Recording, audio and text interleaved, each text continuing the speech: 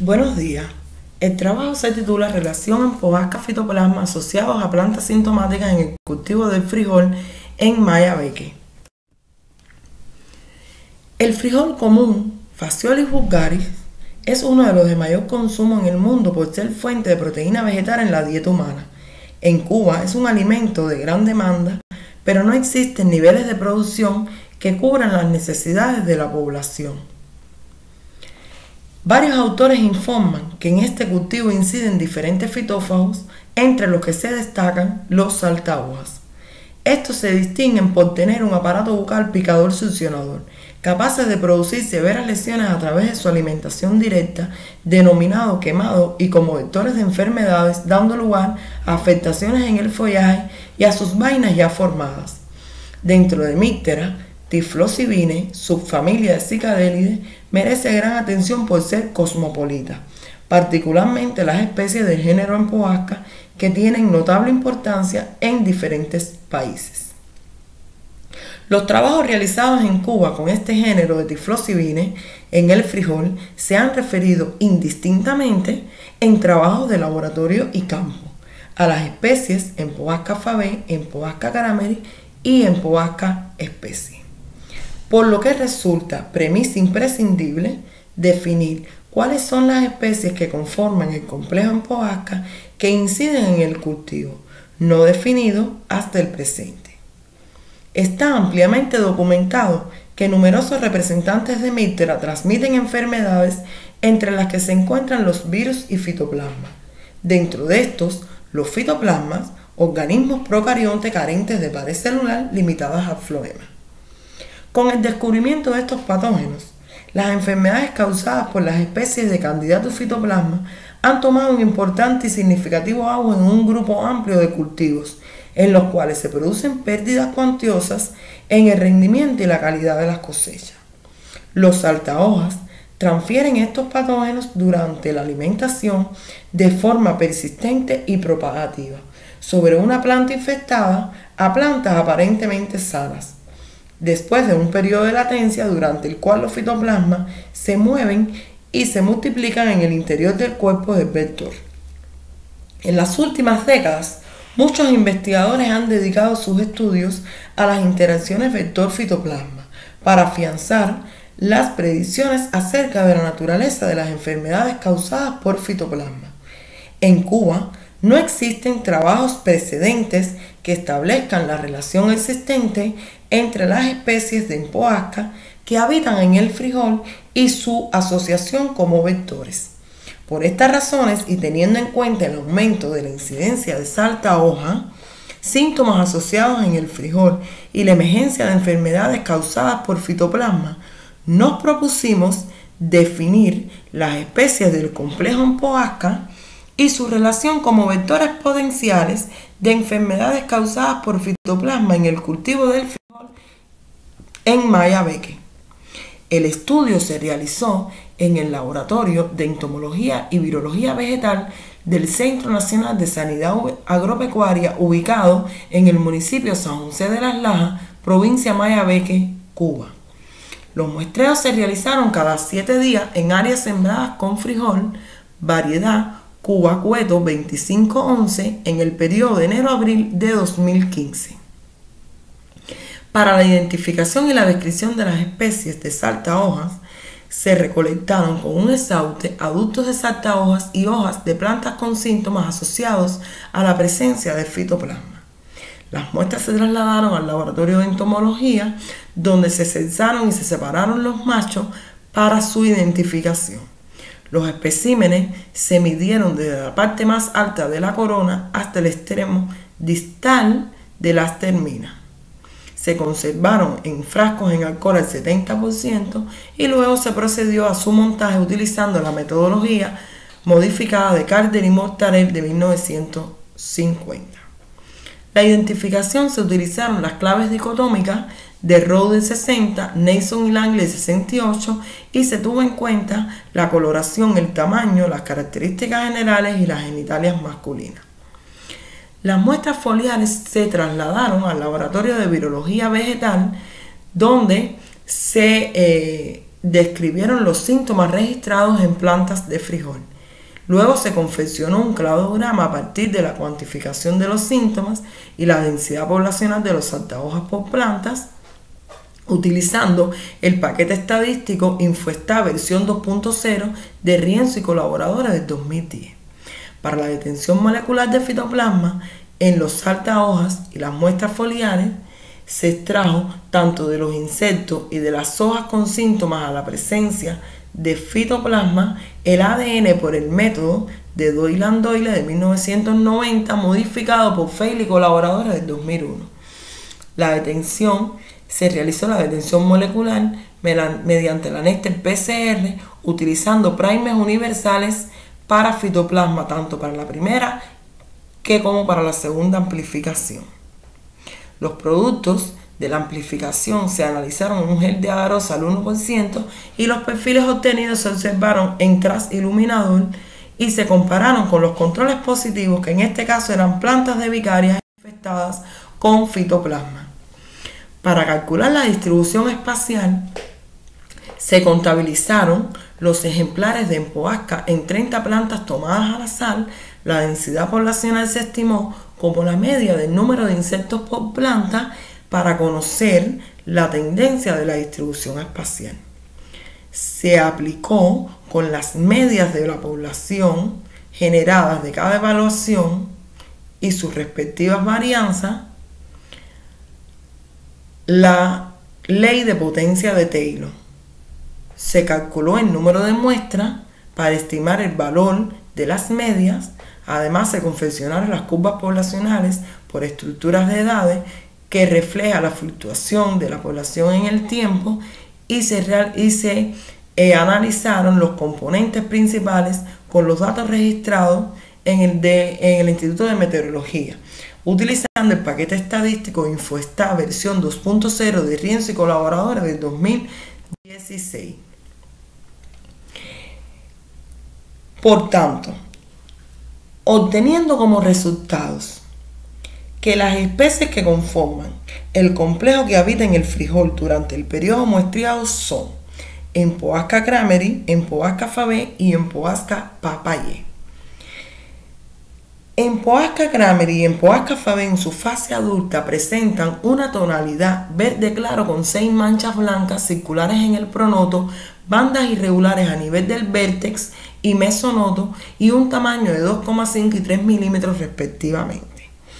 Empoasca papaye presenta una coloración verde amarillenta con un tamaño de 2,9 y 3 milímetros sin que exista diferenciación externa de las tres especies a simple vista. Como podemos observar en la figura 1, la genitalia externa del macho de Empoasca crameri presenta en la parte anterior del abdomen los apodemas S1 que forman una X abierta y los apodemas externales S2 sobrepasan el primer segmento abdominal. En la figura 1D se observa que los estilos son sinuosos con dientes en el ápice y setas cortas seguidas del mismo. Los procesos laterales son más largos que los estilos, sinuosos con el ápice ensanchado, y el adiago es largo sin procesos laterales visibles, unido al conectivo triangular. La espina media dorsal relativamente ancha, con una proyección puntiaguda dirigida ventralmente y hacia atrás. Y en la figura 1E se observa que la placa subgenital de Empoasca crameri presenta 4 setas del grupo A, el resto similar a las de Empoasca fabae. Empoasca fabae se diferencia de Empoasca crameri por presentar los apodemas tergales prácticamente lineales, como se observan en la figura 2B. Los apodemas externales sin sobrepasar el primer segmento abdominal en forma de U y separados en la base. En la figura 2, C y D se observa que los estilos son menos sinuosos que en Empoasca crameri, pero con similar apariencia, con dientes en el ápice y setas cortas a continuación. La espina media dorsal es relativamente corta. En la placa subgenital de Empoasca Fabae pueden observarse 3 setas del grupo A, más de 5 pequeñas setas del grupo B, 22 macrosetas del grupo C, múltiples finas y largas setas del grupo D. En la figura 3 podemos observar que en la genitalia externa de Empoasca papayae, en la región anterior del abdomen, los apodemas externales S1 y S2 son vestigiales, o sea, son pocos desarrollados. En la genitalia externa, los procesos laterales se originan desde la base, se curvan dorsalmente a lo largo del margen caudal y el ápice es bifurcado. La bifurcación posterior 2 veces mayor que la anterior. El adiago es estrecho en la base y ancha la parte distal, ligeramente curvado. Los estilos son largos, estilizados y atenuados apicalmente, con 7 u 8 dientes ventrales y 5 setas antes del ápice. La espina media dorsal es elongada, recta, con el cuarto apical estrecho y doblado muy esclerosado. Las placas subgenitales, separadas desde la base, lameliforme, no se observan. Las setas del grupo A son bien diferenciadas en números de 10. Las del grupo B presentan 16 macrosetas dispersas del grupo C y finas, largas y dispersas en todo el plato las del grupo D. La población de Empoasca grameri fue más abundante que la de Empoasca fabae. Empoasca papayae se observó esporádicamente, aunque vale destacar que se informa por primera vez en Cuba y el mundo a esta última en el cultivo del frijol. En la figura 4 se observa que en las plantas con síntomas asociadas a fitoplasma se observó arrugamiento, amarillamiento, moteado, acucharamiento, clorosis, mosaico, pudiéndose encontrar más de uno de estos síntomas en las plantas.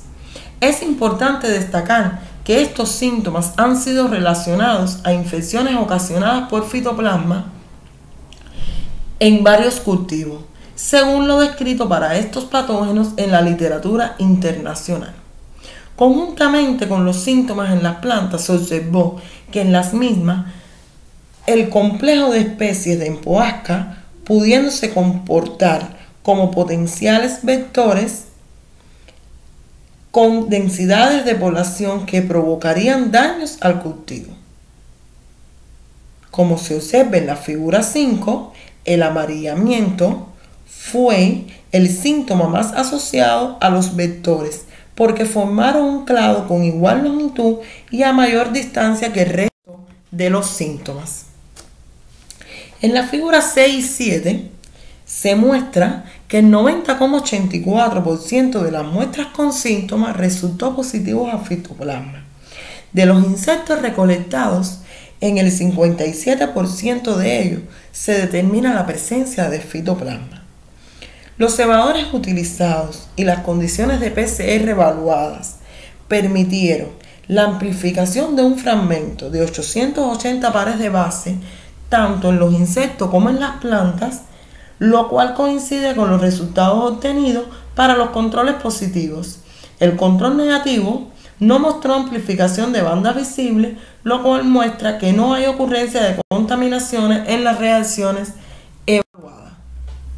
La distribución espacial y de la población de Empoasca sp tendió a la agregación, con valores de B mayor que 1. Este tipo de distribución sugiere que para el monitoreo debe realizarse un diseño experimental de tipo aleatorio estratificado. A partir de los datos obtenidos en la distribución espacial, se arribó a la conclusión de que 20 plantas eran suficientes para hacer los monitoreos y no 30, ya que se logra el mismo objetivo con menor número de plantas y así se reduce el costo del muestreo por concepto de tiempo. En la figura 9 observamos que las curvas poblacionales evidencian que cuando se siembra el cultivo hay un flujo migratorio de adultos hacia las plantas, fundamentalmente de hembras. Estas acuden a las plantas, ovipositan sus huevos, que en el caso de Empoasca fabae, una hembra puede poner hasta 200 huevos, y en el caso de Empoasca crameri pueden poner más de 100 huevos. En el segundo muestreo se produce el pico poblacional de ninfas oclosionadas, de aquellos huevos que oclosionaron después de pasar una semana de ovipositados. En el tercer muestreo se observa el declive de las ninfas a consecuencia de la producción de adultos de la primera generación. A partir de ahí se observa una tendencia al crecimiento de adultos y ninfas, lenta y paulatina, a causa de que las ninfas van mudando, dando lugar a jóvenes adultos que van a plantas sanas para garantizar las siguientes generaciones. Como podemos observar en la siguiente tabla, los resultados alcanzados evidenciaron que con las dos primeros componentes es posible explicar más del 70% de la variación total con alta correlación. Como se muestra, la humedad relativa media fue la que más influyó, seguido de la temperatura mínima, en la población de los adultos, es decir, a mayor humedad, menor población. La velocidad del viento también tuvo peso entre las variables, influyó sobre los adultos, de donde puede inferirse que favoreció el desplazamiento a las plantas cercanas para iniciar una nueva generación. La lluvia mostró poca influencia. Algunos autores refieren que las abundantes lluvias disminuyen sus poblaciones, pero rápidamente se recuperan. Estudios similares revelan que el ataque de Empoasca crameri es más severo en épocas secas y cálidas, y la situación se agrava cuando la humedad del suelo es insuficiente. Por tanto, llegamos a la conclusión de que Empoasca crameri, Empoasca fabae y Empoasca papayén están presentes en las localidades de Güines y San José de las Lajas. Se informa por primera vez Empoasca papayén en el cultivo del frijol en Cuba y el mundo. Candidato fitoplasma se detectó en plantas sintomáticas de frijol en los insectos recolectados. El complejo de Empoasca presentó una distribución espacial agregada. La humedad relativa media, seguida de la temperatura mínima, fueron las variables meteorológicas de mayor peso, mientras que la velocidad del viento se relaciona con la población de adultos. Podemos observar las tres publicaciones que tenemos con referentes a este tema que hemos tratado en el presente trabajo. Solo me queda agradecerles por haber dedicado su tiempo a escucharme. Gracias.